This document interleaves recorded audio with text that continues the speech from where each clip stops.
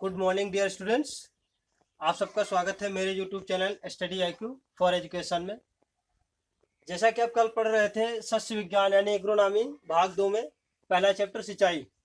तो सिंचाई में आपने कल पढ़ा था कि जलमांग तक आपने पढ़ लिया था। उसके आगे पढ़ना था कि जलमांग को प्रभावित करने वाले कारक कौन कौन से। तो यहाँ पे कुछ कारक निम्नलिखित हैं। जैसे पहला कारक है वायुमंडल की आर्द्रता यानी ह्यूमिडिटी। उसके बाद दूसरा कारक है सौर विकिरण यानी सोलर रेडिएशन। अभी आगे हम बताएंगे, इनका विस्तार पूर्वक वर्णन करवाएंगे। उसका तीसरा है ताप यानी टेम्परेचर। चौथा है वायु की गति यानी वाइंड वेलोसिटी। पांचवा है फसल की किस्म यानी काइंड्स ऑफ क्रॉप्स। छठवां है पौधों की पत्तियां यानी लीव्स ऑफ प्लांट्स। उसके बाद है पौधों की जड़ों का भूमि में फैलाव।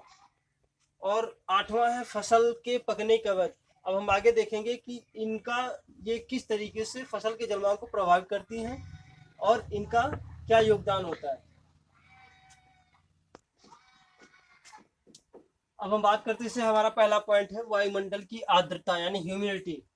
तो हम इसमें ये देखेंगे कि वायुमंडल की आर्द्रता फसलों की जलवायु को कैसे प्रभावित करती है। तो इसे हम समझने के लिए हम ऐसे हम इस प्रकार समझ सकते हैं। हम ये जब देखते हैं कि वायुमंडल में आर्द्रता अगर अधिक होगी यानी वायुमंडल में नमी अगर अधिक होगी तो जो फसलों की जल मांग है वो कम होगी, यानी फसलों को कम जल की आवश्यकता होगी।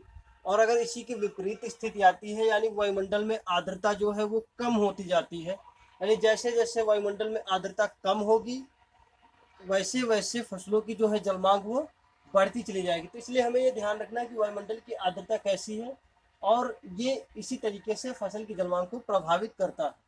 अब बात करते हैं सौर विकिरण यानी जो वायु जलवायु को प्रभावित करने वाला दूसरा कारक सौर विकिरण। अब इसमें क्या होता है, सूर्य की किरणें जितनी ज्यादा तेज होंगी फसल की जलमांग उतनी ही ज्यादा बढ़ती जाएगी। और इसी के विपरीत जब सूर्य की किरणें कम तेज होंगी यानी सूर्य की किरणों का प्रभाव जो है कम होगा तो फसल की जो जलमांग है वो भी कम होगी। तो इस तरीके से फसल की जलमांग को प्रभावित करने वाला ये दूसरा कारक है। इसके बाद बात करते हैं तीसरे कारक यानी ताप। यानी वायुमंडल में जितना वायु का जो तापमान होता है वो जितना अधिक होगा यानी जितनी ज्यादा तापमान इसका होगा फसल की जलमांग उतनी ज्यादा बढ़ जाएगी। और जितना ही कम तापमान होगा उसी हिसाब से धीरे धीरे फसल की जलमांग भी कम होती जाएगी। अब बात करते हैं वायु की गति यानी जलमांग को प्रभावित करने वाला अगला कारक। अब इसमें क्या होता है, वायु की गति जलमांग को कैसे प्रभावित करती है। तो इसमें होता क्या है कि वाष्पोसर्जन पे वायु की गति का बहुत ज्यादा प्रभाव पड़ता है। क्योंकि अगर वायु की गति अधिक तेज होगी तो वाष्पोसर्जन भी अधिक तेज होगा। और अगर वाष्पोसर्जन ज्यादा तेज होगा तो जल की ज्यादा आवश्यकता होगी। इसलिए फसलों को अधिक जल की आवश्यकता होगी जो कि एक तरीके से फसल की जलमांग को प्रभावित करेगा। इसलिए अगर वायु की गति धीमे है यानी कि अगर वायु की गति अगर धीमे है तो वाष्पोसर्जन भी धीमे होगा जिसकी वजह से कम जल की आवश्यकता होगी। अगर वायु की गति तेज है तो वाष्पोसर्जन भी तेज होगा और अधिक जल की आवश्यकता होगी।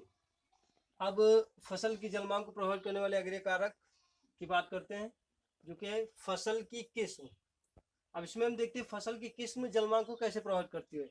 कई बार हम क्या देखते हैं कि अधिक पानी चाहने वाली फसलें जैसे धान गन्ना इस तरीके की फसलें जो है जब हम उगाते हैं तो हमें अधिक पानी की आवश्यकता होती है, यानी एक तरीके से ये अधिक जलमांग वाली फसलें होती हैं। और उसी तरीके से हम देखते हैं मूंग है, उड़द है और काफ़ी ऐसी फसलें हैं जो जिन्हें बहुत कम जल की आवश्यकता होगी या होती है, यानी कि कम जलमांग वाली फसलें।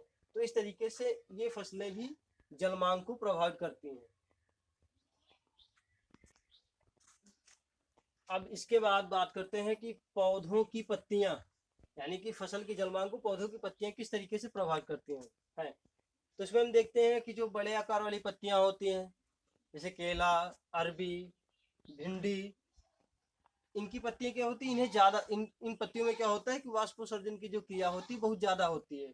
तो इसलिए इस प्रकार की फसलों को अधिक पानी की आवश्यकता होती है, यानी इन फसलों की जो जलमांग है बहुत अधिक होती है। और उसी तरीके से अगर हम देखें जैसे छोटे आकार वाली पत्तियां जैसे चना और मसूर, इस तरीके की जो फसलें होती हैं जिनकी पत्तियां बहुत छोटी छोटी होती, तो ये पत्तियां क्या होती, जितनी छोटी पत्तियां होंगी उसमें वाष्पोसर्जन जो है उतना ही कम होगा, और अगर वाष्पोत्सर्जन कम होगा तो फसल की जो जलमांग है वो भी कम होगी। तो ये हमें ध्यान रखना है कि अगर अधिक पत्तियां, अगर पौधों की पत्तियां, फसलों की पत्तियां बहुत बड़ी बड़ी हैं या बहुत बड़ी हैं, तो उनका जो जलमांग होगा वो अधिक होगा, और जिन फसलों की पत्तियां बिल्कुल छोटी हैं तो उनका जो है जलमांग कम होगा, और ये सीधे तौर पर वाष्पोत्सर्जन की क्रिया इस पर प्रभाव डालती है।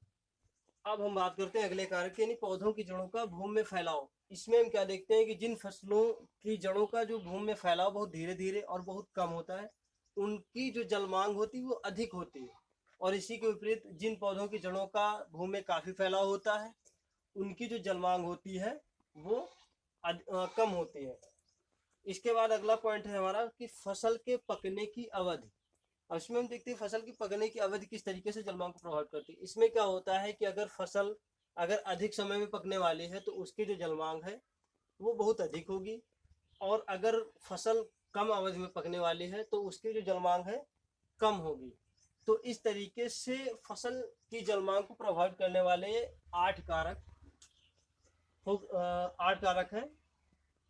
तो अब इसमें हम याद करने के लिए क्या है, बिल्कुल सिंपल सा हमें याद करना है कि पहला क्या है, वायुमंडल की आर्द्रता, सौर विकिरण, ताप, वायु की गति, फसल की किस्म, पौधों की पत्तियां, पौधों की जड़ों का भूमि में फैलाव, और फसल के पकने की अवधि। तो इस तरीके से ये फसल की जलमांग को प्रभावित करने वाले कारक कंप्लीट हुए।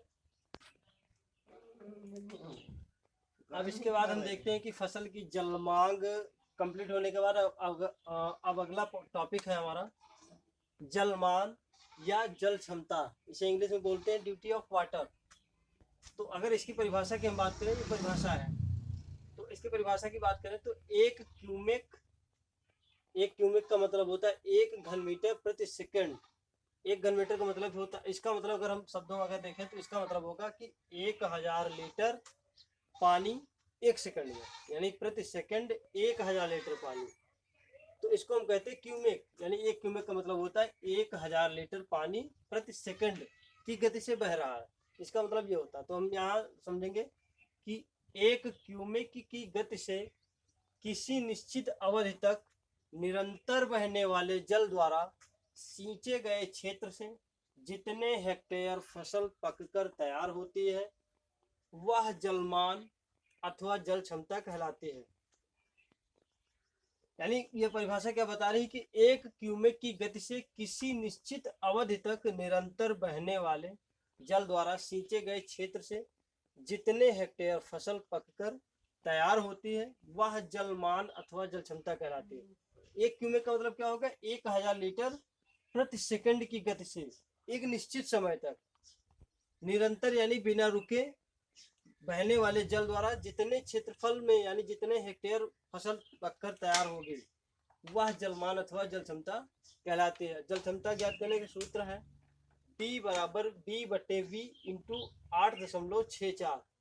अगर यहाँ पे हम देखें D बराबर क्या होगा तो D बराबर होता है जलमान, यानी जलमान का मतलब यही होगा तो 1 क्यूमेक फिगर से पूरी परिभाषा। उसके बाद अगला है B यानी जलमान का आधार, यानी कि कितने दिनों तक जल का बहाव लगातार हुआ है, यानी कितने दिनों तक जल लगातार फसल में बहा या फसल उससे सिंची गई। अगला है V यानी पानी की मात्रा या गहराई मीटर में, यानी कि कितनी पानी की मात्रा है वो जो गहराई उसकी हम मीटर में ज्ञात करेंगे। तो इस तरीके से हमारा फसल की जलमान जो है ये टॉपिक कंप्लीट हुआ। अब आज का लेक्चर यहीं पे समाप्त होता है। उसके बाद अब कल अगला टॉपिक स्टार्ट होगा। Thank you so much.